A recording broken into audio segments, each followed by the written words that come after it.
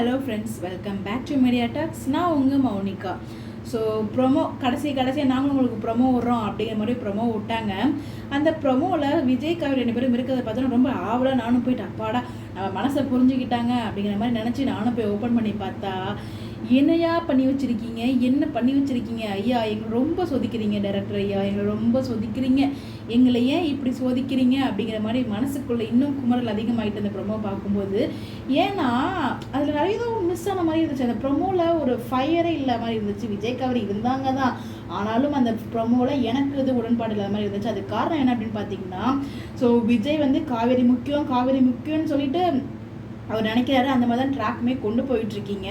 அவர் வந்து வீட்டுக்கு வரும்போது பார்த்தீங்கன்னா என்ன ஒரு வைபாக வருவார், நான் போய் காவேரி உடனே பார்த்தே ஆகணும் அப்படிங்கிற ஒரு ஆர்வத்தோடு வருவார் இல்லையா ஹாஸ்பிட்டலேருந்து வரும்போது. அதுக்கப்புறம் அங்கே இல்லைனோடனே அவர் போய் தூங்கிறாரு. அது எல்லாமே ஓகே, யதார்த்தமாக தான் இருந்துச்சு. ஏன்னா வந்து அவர் நைட் ஃபுல்லாக தூங்கலை, அதுக்கப்புறம் வந்து ரெஸ்ட் எடுத்தார்.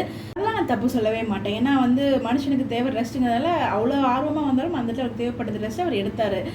அப்படிங்கிறப்ப இதெல்லாம் ஓகேவாக தான் போச்சு. அதனால காவேரி போயிட்டு அங்கே இது பண்ணுறாங்க. அதுக்கப்புறம் அவங்க எந்த ஹாஸ்பிட்டல் போடுறாங்க. ஏமா நர்ஸு, நீ பார்த்த வேலையாமா இது, நீ பார்த்த வேலையா, ஏமா அப்படி பண்ணுறீங்க. ஆனால் ட்ராக்கை நல்லா மூவ் பண்ணுறீங்க. விஜய் காவேரி 2 பேருக்கு வந்து செப்பரேஷன் ட்ராக் இல்லாமலே செப்பரேஷன் ட்ராக் எப்படி கொண்டு வரதுன்னு உங்ககிட்ட தாங்க கற்றுக்கணும். என்ன அழகாக கொண்டு போகிறீங்க. ஆனால் எல்லா சினிமே நம்ம வந்து கெஸ் பண்ண மாதிரி தான் வந்து கொண்டு போயிட்டுருக்காங்க. ஏன்னா வந்து அவங்க இப்போதைக்கு விஜய் காவேரி வந்து அந்த சேர்ந்து மனதளவில் 2 பேரும் சேர்ந்துருந்தாலும் இப்போ வந்து லைட்டாக 2 பேருக்குள்ளேயுமே ஒரு பிரிவு இருக்குது. பிரிவுங்கிறது எப்படி சொல்கிறதுனா அது உங்களுக்கு புரியும்னு நினைக்கிறேன். ஏன்னா வந்து சீனில் விரும்பி பார்த்துக்கவே இல்லை. 2 பேரும் வந்து பிரிஞ்சுக்காம ஒரே வீட்டில் தான் இருக்காங்க, ஆனாலும் பார்த்துக்கவே இல்லை. நான் சொல்லிடுறேன். அந்த இடத்துல நம்ம விஜய் வந்து பார்த்தீங்கன்னா எவ்வளோ ஒரு ஆர்வமாக ஒடியாருவார். அங்கே போயிட்டு ஆஃபீஸில் இல்லைன்னு சொல்லும்போது எங்கே போயிருப்பா, அவன் வீட்டுக்கு கால் பண்ணி கேட்குறாங்க, வரல அப்படிங்கிற மாதிரி தாத்தா வந்து சொல்லிடுறாங்க. அப்போ கண்டிப்பாக காவேரி எங்கே போயிருப்பான்னு தேடி போகணும் இல்லையா.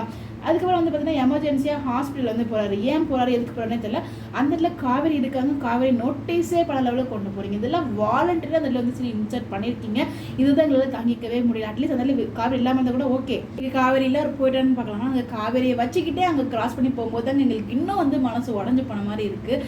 அவங்க எதோ எமர்ஜென்சியாக போகிறாங்க, அதெல்லாம் ஓகே. அதுக்கப்புறம் நீங்கள் வந்து என்ன பண்ணியிருக்கணும், காவேரி எவ்வளோ இம்பார்ட்டன்ட் சொல்லி நீங்கள் தேடி அவ்வளோ ஒரு ஆர்வமாக அவங்க அம்மா கிட்டலாம் பேசுறீங்க, தாத்தா கிட்டலாம் பேசுறீங்க, இவங்க கிட்டலாம் காமிக்கிறீங்க. யார்கிட்ட காமிக்கணுமோ அதை காமிக்க மாட்டேங்களே விஜய், ஏன் விஜய் இப்படி பண்ணுறீங்க அப்படிங்கிற மாதிரி தான் இருக்குது. இதில் வந்து விஜய் அட்லீஸ்ட் போயிட்டு தேடலாம் இல்லையா, எங்கே போயிருப்பா, வீட்டுக்கும் வரல, இங்கே இல்லைன்னா எங்கே போயிருப்பா. ஃபோன் ட்ரை பண்ணால் அதோட தான் இந்த மேடம் வந்து சுவிச் ஆஃப் பண்ணி போட்டாங்க. ஏன்னா வந்து இவங்களே சுவிச் ஆஃப் பண்ணிப்பாங்களாம், ஆனால் வந்து எனக்கு காலே பண்ணலன்னு சொல்லிப்பாங்களா, யார்கிட்ட பேசுகிறாங்க, என்கிட்ட பேச மாட்டாரு அப்படின்னு சொல்லிப்பாங்களாம். நாங்கள் எவ்வளோ ஹாப்பியாக இருந்தோமோ ஒரு மாதத்துக்கு முன்னாடி அதை வச்சு செய்கிறீங்க, எங்களை அப்படியே செய்வாங்கன்னு சொல்லுவாங்க பார்த்தீங்களா, அந்த மாதிரி செஞ்சுட்ருக்கீங்க ஒவ்வொரு சீனையும். இந்த இதில் அவங்க வந்து அங்கேயே முடிச்சுட்டு டேரெக்டாக வந்து அவங்க அக்கா கிட்டே போகிறாங்க. அட்லீஸ்ட் காவேரி தேடி இருக்கலாம் விஜய், தேடி போயிட்டு அதுக்கப்புறம் அவங்க 2 பேரும் தேடி போய் இப்போ நார்மலாக எதர்ச்சியாக வீட்டில் மீட் பண்ணுறதும் காவேரியை தேடி விஜய் போயிட்டு அங்கே 2 பேர் மீட் பண்ணுறதுக்கான ஒரு டிஃப்ரென்ஸ் இருக்குது பார்த்தீங்களா, அது வந்து இன்னும் நல்லா இருந்திருக்கும். அதை நம்ம எதிர்பார்த்தோம். சரி அட்லீஸ்ட் வீட்லேயாவது மீட் பண்ணுறாங்களே, ஆனால் எங்கே நடந்துச்சு ரொம்ப கேஷுவலாக பேசுகிறாரு. அந்த ஆர்வம் வந்து எபிசோடில் அந்த ப்ரொமோவில் பார்க்கும்போது விஜய் பேசும்போது இல்லையோ அப்படி மாதிரி எனக்கு தோணுச்சு. அதை எக்ஸ்பிளைன் பண்ணுறதுக்காக எவ்வளோதான் உங்களுக்கு வந்து எக்ஸ்பிளைன் பண்ணிட்டு இருந்தேன். அப்படி தான் எனக்கு ஃபீல் ஆச்சு. உங்களுக்கு எப்படி ஃபீல் ஆச்சு கமெண்ட் பண்ணுங்கள். அதே மாதிரி காவேரிக்குள்ளேயும் ஒரு குழப்பம் இருந்துகிட்டே இருக்கு. அவங்க ஒய்ஃப்னு சொன்னாங்களே, ஏமா அவங்க தான் தப்பாக சொன்னது அங்கேயே சொல்லிட்டாங்களம்மா, அப்புறம் ஏமா நீ அதை போட்டு பிடிச்சி தொங்கிட்டு இருக்க அப்படின்ற மாதிரி தான் இருந்துச்சு. என்ன பண்ணுறதுன்னு எனக்கு தெரியலைங்க, என்ன சொல்கிறதுன்னு எனக்கு ஒன்றும் புரியலை. இது எங்கே போய் முடிய போகுது. அட்லீஸ்ட் அந்த 500வது எபிசோட் சீக்கிரம் வந்து தொலைஞ்சாலும் பரவாயில்ல, அதுவும் வராது போல். அப்படியே ரொம்ப நாட்கள் மெல்லமாக போயிட்டு இருக்க மாதிரி இருக்குது. மற்ற நாள்லாம் ரொம்ப ஃபாஸ்ட்டாக போகும், இந்த மாதிரி ட்ராக் பண்ணும்போது தான் ரொம்ப ஸ்லோவாக போகும்.